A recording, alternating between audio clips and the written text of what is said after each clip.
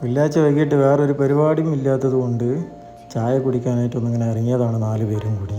നല്ല ചൂടുള്ള പഴംപൊരിയും പപ്സും കഴിച്ചുകൊണ്ട് ഇങ്ങനെ ഇരിക്കുകയായിരുന്നു.